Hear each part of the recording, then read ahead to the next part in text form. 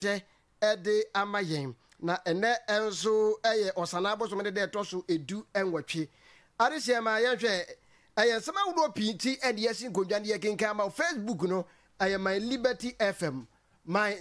FM enti okwa odi ane se obebo modern na wa like na wa share wa dwenkyere ye fa kase won fa guo ma ebrepam jebaje bre na fe ya kenkan di gina aka makpa ede amant odi okwa eye na wa bo my Liberty FM oba na chese odi ahyem ede amaye na odi hyem maya eno ano no brepam ye ba kenkan amamo na ye ka we se ene dai ya yasi nkondwa ya ye kenkan kase bo no ede ama wo eye nsama wodo pi ede yasi nkondwa ye kenkan de ama ne dika na editie bi ya obeti ebi ni sama de bo a eba ene se hwioso mansira Minecraft pani ya wa ye ron mo nyafo dom rigesi wedi dom anim am ye kase galam se mrantie binom wonom ensa ka wo mo enseminti ye ne opani bebo nkomode ya bisa no nokre ya ewo sansem yi mu na fe ye de emu amane bo enso atudwa eno achi wo ensem fufuro mu no ayade se afutuo akwa mambaburu nyina ase ye hwe na fe ye mo obra ebetumi ede ya bra bo no atimi akọ animu ya eho nsem awo kashe boyi mu a ye de ebra na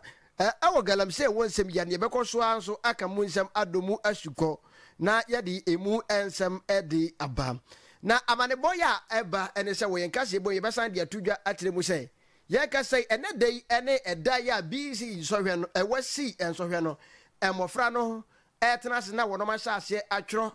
krata so sohwe na nkasa ne wo madiga ye bia na ye practicals ye be kwa wo no so ne yebo eho komo na fe ya hwe atoya TV mantam sane enema esi eko ensem ya fufuro pika ho de esi nkondwa ye kenkan de ama wo aseda ekwa ma brantie ana opani ye friend se ADB na dawruma ana waje bre apia ye atum e wo Facebook ho ya wukọ na abo my Liberty FM a onsu benya bi na fe wahwe na aboa amane magina enso atimi akọ enkan ensemi afoforo pika ho na yasi gondwa ya ye kenkan ede ama ho meka wo se o kenkan ni ya wo temi nka e wakase boy mu no aye me osomafo kwame ousu tigasie ye ntwa ho mara simakuma bi Liberty FM Liberty FM, the giant of the West. Awie adehye ye sha kase bo no akenkan ase ede ama wa mane boya ye saka ane se hwioso aban krat pani ye ro no nyamfo Dominic Jesi adwuma wura ne dia ya metade frɛ no pa ye ro ya mane bo eba ne se wadi dom anim ama ye kasa gadam sei adehye bia wono de wo ho ehye mu no wono ma kire binom ensemi nti ye kwa ahoma no so na ye ne ye ro ye akobo nkomo ye ro arade aso dwen kan wo Ganso minia ona bona bibia boko na wiai ya me da roma ahoden wo ho ye do twedi ampon nyame ase enche ye bia eni na awotwe mpo na nsampo eniye na obetena fidua mu ade tu dwa se gadam se ne kon no de se de ye be yire mu pampe ampani ampa ni nuane ampa we enye da ache asem ene dai amane boya yete ene se wadi dom anim amagadam se brantie bi monsa asom eye nokure eye he anase eye bosirim kasem ayo mini ameda asibio se da wadi kan ba mane na de gadam se kwanya edi wo man ga na afa so kan kan se hwio so ha na me wonti ha se na me de meka wo mi se gadam se nya de a e se da wo yo so ha bebre nenso wo mu a no ate ba ko makon bi eno so ha de a ne se kon bi aso se timi ya boy homode na iti ase ana na mama fidie so kura me kae edi tumi mrantie na mabuno mo de mo age mu no etu omofo a mini se sa afuto no akọ akira mrantie no kura ebeti na so pom na yemfa ye honje mu bio ma me so ma na wo so me ne me na de me ne be say obi a ne ho bom obi a wo hyem mrantie na chi a ototo fidie ni sa ni mana mo mo ya hwe die ni sa ni mana mo mo ya hwe na apomo amomo afeti mra no na apomo amomo afeti mra no uye no free ho no ma asem ba kwa me tie je ye mu hye me ene ye principal na ye di tumi ahye omo so mo eboa na ye bre sa na ma na asem nkofo no etre enfo no etre enra anise nimpo ene ya mo di motorbike anise nimpo ene ya mo di motorbike eba ho eba site ho no be hu di ekoso ho nyina na mo kyerɛ sɛ mo ba mo mpanyinfo na mo da galamsey na no e please di kakra de ma brisifoɔ no yɛ mo wi agye sɛ mo dɔm mo na mo kɔ ama enura nso enye brisifoɔ nko a mo sojafoɔ bi nso eba hɔ enura e be jo mo kyɛfa de e de kɔyɛ enti alawo sɛ mo a ewo mu bi no ɔmo a mbom yɛ ni dɔ mo so sɛ ɔmo bɛboa na yakɔ tu saa adwumadi ewe ɔha we ase no ɔmo mbom e ka ɔha no ona so mo kɔ du saa de hɔ no ma na ɔmo akɔgye ɔmo kyɛfa de na mo ja hɔ kɔ ona bo sa me we no ɛyɛ allegation a okay ɔfɔ na yakɔ kyɛ no ɛyɛ allege allege okay nti no so no ebe nhwehwemu okay sɛ de ɔmo ka no saa na ɛteɛ ana sɛ te sɛn yo na polisi ni o soja di bia ne ho bɔn saa de allegation yi mu bia no ye bɛhwɛ na mmra na ɔmo nyina adi yo ona bo sɛ ne akɔyɛ allege de sɛ te saa de ana yɛ sɛ yɛ bambɔ ɛho da sɛn wɔ mansini mu nti sɛ de wɔka no ɛyɛ allege nti no ye bɛfa ne sɛ ɛyɛ allege kɔpem sɛ ehwehwɛmu ɛde bɛbɛtu bia sɛ ampa saa nkɔfoɔ na yɛka ɔmo asɛm no mo de sɛ adwuma na ana yo ona bo ne ɛnɛ akɔso no ɛto atwa nɛ ana bɛtoa so ɛto ntwa mi ya last week yɛ saa operation ni bia ma ne ka sɛ yɛ kɔ 5 die ba ko efiri sui no ha ɛde bae nti nya de a yɛ gya yɛ mark down yɛ bɛkɔ so be bia obi bɛsrɛ mɔmfoɔ ne atiefo nyinaa ne mediafoɔ nyinaa da bia mom nya nte yɛ sɛ bibi saa ɛkɔ so no madaro ma mun kyɛ nan so mama maso tenko ade a kɔbia so yɛ bɛboa na yɛtu saa adwumadi no ase ona bo sɛmi afe na aba yɛ nhyɛ na hawadwe bebre yɛ gya wɔ mo wakɔ ade hye tie ɛba pem ne ɔmo ɔmo so ayɛ dendendende no ebinom tie ne ɛwɔ ka no yɛ tie afoto na mɛkɔ so na etu ɔmofo aso sɛ wo begyae anase wo gyaa no ɛyɛ matter of decision one ka na wo beteki na nso no yɛ de ɛbɛyɛ a tie de yɛ ka na foto na yɛ ma no na gyae ɛto wa anya fe na wo bɛpɛ obi kyɛw ahyɛpa no bɛpa babɛbɛ na adu no wo ka ho hwia enye yie yɛbɛsrɛ yɛsrɛ na so wotie a ɛbɛboa wɔn gyaa nso na yɛte wo nso de asabrɛ no ɛkyɛpa bi anim bio ensem yɛ nkɔ so aso fa yɛ nindi akyiri ne yɛbɛba bia so yɛbɛma yɛtiefo so ate mɛsɛ da asɛm ne ato osi yo ɔpani yɛ ne no bɔ nkɔmmɔ yi ɛyɛ aban krakye pani yɛ wogyina mu de ma ade hyɛ a ɛwɔ sahwiyɔ so mansini yi mu ɛnkyɛ yɛ bia ɛna ɔbɛtena fidua mu ha ɛwɔ Adeakyia bia mu ne so de kyerɛ sɛ ɛyɛ adeɛ sɛ wayɛ krado na wasi nkete we de sinkete wasi nkete sɛ gadamsɛ deɛ ha yɛ mansini mu ebi nkɔ so ampani nuane ampa ɛna wasi fam ate ne ho agu mmɔnten so ɛna ɔba yɛyi ne nhyehyɛ mu no ɔtoo kookoo mu ɛneɛ kookoo no ɔtoo mu ebɛtɔ dwa akuafoɔ bi dodoɔ no esu a weya enti weya na mebɛtumi wanyɛ hwe na moma yɛnhwɛ na yɛntie ne a yɛwura yi ɛkyɛkyɛ nsɛm a wɔde ɛto yɛwura Kayaso anim yɛntie ne nsɛm no a wɔde to edwa no ebi okay Afibia no yetuko afibia henagana de mamu no iswa but the extent of demonstration this time no agensam ene bi ntina yadu say asoman ntina obi kokwafu ebuo nti okwado machine etwa ebi bu kotoge se ganam say fom na meje why are we here as a country say oye penyi na opetumi na umma eye kromufo no more hope we increase omoda yeso no na onye tumi ni wie na sra no so increase omoda yeso no edu so say afede ye na any different na nipa no so de ye friend say inward spirit and inward control into be the baby kura no ayede no ebi ntina me ka say ni na di tum de course wa ba tomre abanda da na eyere ne ho pagya kokobu efiri eye 475 obeto ye within 8 years e dey call 3000 Ghana cedi abanda da no na no that no position na wo pa ni yasam say hinom me papa me bra panya kan do no e ka kire kwakuafo no say abanda da na ye koromfo obiawo na say yetubuko no wohwɛ aban no ne nsɛm ya ɔka kyerɛ yɛn gyina so anaasɛ ne ma ɛboɔ no akuafoɔ no na ka wɔn mo hwɛ de mu sɛ wɔn nsa bɛka na wɔn nsa aka no aban no wohwɛ nsɛm a oyiyi ano kyerɛ yɛn sɛ ɛno na nam so ama akuafoɔ no nsa aka no deɛ ɔno dwene ho a wɔnte aseɛ wohwe aban no aka kire yen say eno wonu nti na kokobo no ntimi ampigam kese the di kan no it's not the first time mama critical example give to me on the 7th of January 2017 koko abandada na sebe na wo so no eye o metoton ebi na eka won to the sense na ulam akosi eye abandada no ye o mapei mama mre so no koko board court arbitration ema Ghana di for amfa just any Ghana dey to say eka ye den na ne kura no chem sa ban se koko po na wantumu akade awodo akoko akuafo de ye adwuma no so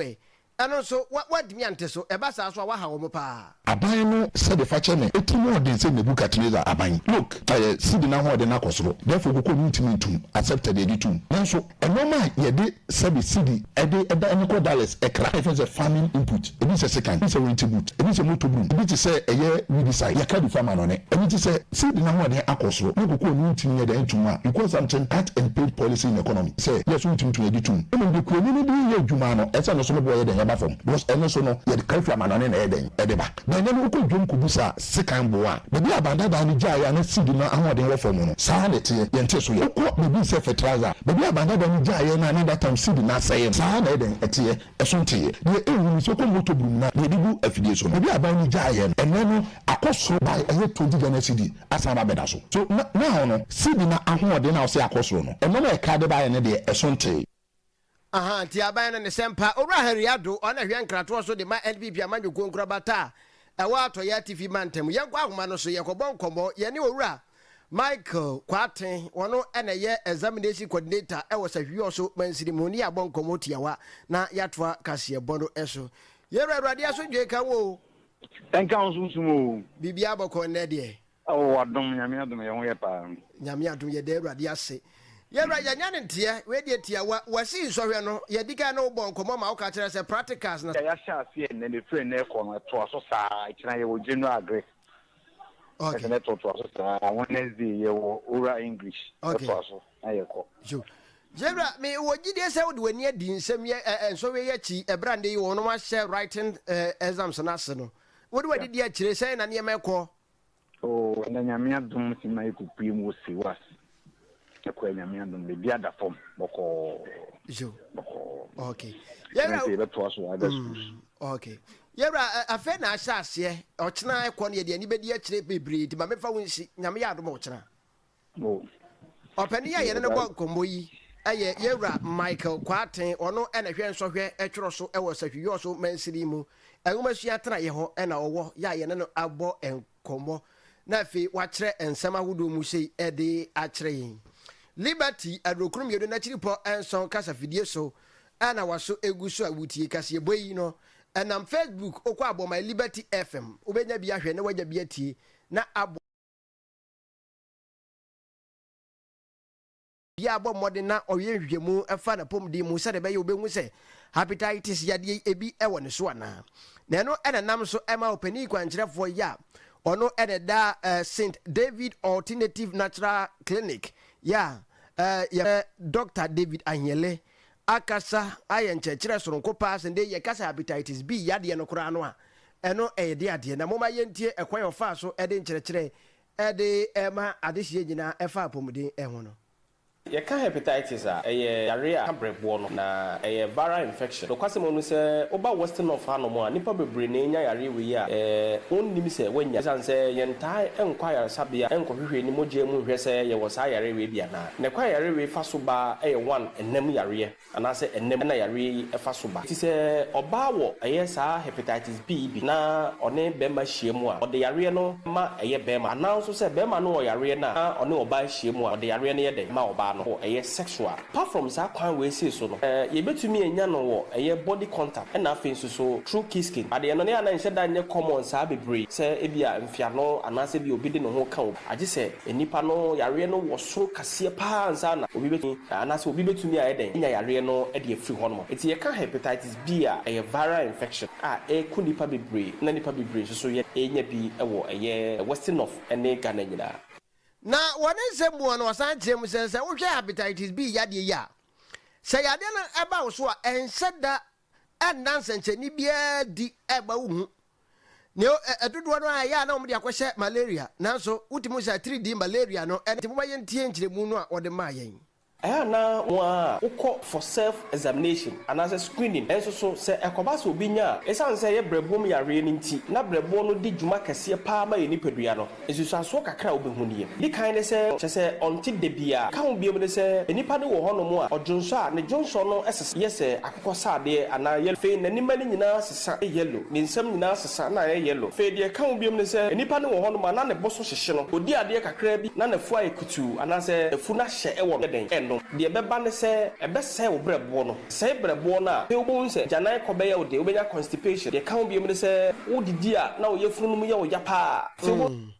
na ne kura mu doctor e de futui e ma de hye nyina fa yapom de ho ebra ye wo media nya bere papa me ka se nya bere papa na me nkyere se bia bibi boni bia na emom no enuane a ye di ani nsu a ye nom nyina no nya de a ebo ye nipadua ne bebree nunti obi hu bibi wo ne nipadua mu a ma wo mfiti preko penka se okono maduro ana okoto aduro esan se nipadua na wo ho no nya bibia na ade komo eboa na nso so ye fo so de ma nipadua no eno na ama ne ewu bebree ekoso no ene ne bere boni a me ka se ewom sisi enti afutu a me de ma obi a wo tie me ne se de dikan ne se ye bebo moden boso bi yanse bia ye betumi akọ ayarsabia ka hepatitis B bi ni mu a ye mo pane ye vaccines wo hono mo ye boma wona onya yade yi bi na ye mfa mo ye ho ban ne afofo hie mu a ye nim won achi bebre a ye nyusu kondanse ennem na yade fa bakese pa Dr. David Anyele openi ya wono eneda St. David Alternative Natural Clinic ya no ewota no so ne petemu ana wote se ye na bo nkobo fa yapom de ho ya ode encheche so ko ya te se edi amam ya trakas ye bono so True Faith Church International sahwi bekwai district ana abetodwa na otwetwa mu hyehye dwumadie ye empire bo ani akwankyene adwumadie na enson ana wonom edi se adwuma yi na ohwe adwumadie ya na wonom edi ya na etiasem ya edaso no aya de se edi nkyerɛkyerɛ so ko pa manipa eche kwan pa ewo se dipa gidam ebo mpa ye ma niam nyina so no etimi ekonkan dwumadie ekoso ewa asafo no mu ewo wo matena ye anase o masafo ya ewo sahwidwina so man new site enam so ema dwumadie no ase no zona pastor edema sahwidwina se ya ono kro ya na dwumadie no esi ne sere so eye pastor Stephen Ofori ajebre ekire mu botaye enti anei wonom edi sa dwuma no kirem se sa dwumadie mpaebo dwumadie aya afiafi dwumadie ya asafo no afato no so se odi na e o mansini bia no wonom edi di aboabo mpaye di ama o man no ampo adehye na fe kurodie ya ewom ni mpuntuo ne nkan ko esan ekasa cha adehye nyina se ba bia wiase adu no ayedenden de tenwe kodo pa enti ya nyina ya hwe na fe ya nsa kira ya dwen no adwen sa kira no mu na betimi aboaye ama yetimi adu ye mbotaye ho ye ka che difu nipa bia na meyi bibi kire no ya rasa yensa ebeka osofo enena yabo ediamamo Madia yedi uba ya soro no mu a ya today say difo mpaebo ya afia no na yedi say adwumadie no na ya district ya chichem ya soro no so whole world ya chichem district na afibia district ni hia na ya bompaye enti we ya district na hia ya bompaye ama soro no ani kuri ani omanma nyina eti asam ne ye Genesis aduenu nwotwe no chichemu a eye Dunson ekosi dunwotwe no enti sade Jacob nantiem okoya koduru baabi na wabre enti waye so obeso ye ho na wagina home kakra na odini tiri ato ebuo bi so enafa no na sade bible ncheche mu kire no som dae na atwede firi osoro abesi fomu a abofo edi so afrusan oti na ni no na se babi amaduru ha de ahanye babi hu kwa mehu ni se ahaye osoro aboboa no se no kwa gidi asori akura nchekire papa a se obi wura mu anchekire akura yinti woni heaven tem no ma ben kura de yepese obi ati ase ne se ewiase ko na wie nche na de obeba no anya ba wa hu awurade no fa homa awurade ene hu dawro na yeba digina mu na otwe mu nyina ene memene dai home dai edwumadie no awie ti ka we kire atiefo nyina sawo bia hu awurade no fa homa awurade wo so wa hu awurade no sumunyame a ye nipa sonko kristoni woni wiase ni antwe konua onkwa sori fie ma ensame bo wiase abra ti ano de eno wasama no sofo pani ye pastor Stephen Ofori ono ena ye zona pastor e wasa hwedwina se ono ko ye ana na dwumadie esi ne sere so me kire True Faith Church International na enwachi ena sahwi bekwai district pastor ya na o dwumadie ase Apostle Timothy Trebanten enkansa enso ekasa kakra na wo ne nkasa ye mu no na wo de adesede pa eto mabunu anim se ba bia wiase no kɔ no ano aye den papa enti suban bi no mabunu de na dia enye no wonom twentwe wo mfirim na fe onfa Yesu Kristo enye onkra ene wona genkwa na bo ma abrabo no akonkan Emabunu a ewo oman Ghana mu no mesre se obi bia ma no ho kwan fa no ho ma Kristo oman ne da ache no ene emabunu no yehwe breka kra we yanimu se ne emabunu no ene yo no abrabo ne se ne won ma ete a se nyame amwa yen na wansakra mfi won ye ma bi ho antwe ma awurade a oman ni da ache no ene emabunu nti mesre emabunu se omodo akoma ebedi awurade achi na awurade asema fa won na oman Ghana da ache timi aye da ache na obi bia nso a te wo man mu no omma Kristo asem hi if say je Kristo ho na sa so beba obra gitum se abrabo no entimi nkosa ne sese ekono awofo a wo behwe wo bayie bana na wo beye daache ede ya abehwe ana oman no so ayetimu no ye ntwiro nto wo se we ne di president ne ye minister ne mum abrabo tenene a wo beba ene se ne wo be ma Kristo so ehu suro atena mu eno na kodru babi se bia ye pe se man mu kwa na ye pe MC ana ye pe MP ana ye pe minister ye hwe abrabo ene se ne wo te no ansa na oman na ginatima to so ab so ni suban papa ya do ko parliament a enye yi obani ya wote ne kai ayasa hwibe kwai district pastor Edema True Faith Church International pastor we kra de Apostle Timothy Chiremanten ne kra mu na Apostle Stephen Amwako ya no na oda adifo ya wonom ewo True Faith asafo no ano ekasa ye na ne nkasa ye mu na ode afutuo e ma adifo se den se de adisem na doso enti mo jema futu say kan Bible no if you Genesis ko zero relation no ye won nkomusha e she nkomu no yade a onyame ka so obeye a eden ya beba ehwe ni mu a enya maye eno ne na so mo bia te se obi be yare obi be wu ha obato obi a ye bompa ye bi se nyame se kwan be ne be fa so ha bi si onyame nyi ase bi nche nyame ne ntimi nche kwan edi se odifo bi so nyame nipa e me so na dia nyame de che se we bi si we bi wu a me de che ni wi a obompa ye bi se nyame se awurade die ye ne den nyame ama kwanche se se e be si o ha na e ba no kwan edi aso mani par ko aso ate ebia ebe chese dipa no ma brabo bi entre onamo anamo bi so anyi eno ma na ba chese anamo ba ko mienu mi so na so edo ha no we se beba e ho mpa ye de ma boni mo hwe wo True Church nyame de se bebre kire o man die and benefit to na hemfudie oboya mane a ye bi se nyame kwankire no kire bia e hu yin ko se mani pa na so ate ye bo mpa ye si ho ama nyame si ho kwan di fu adwum ye nyem pen mo nyam na di fu adwum no kra e nyame na eso no nyame na e di se wo oje nyame mo nyam pa bonsam be wuro mu ama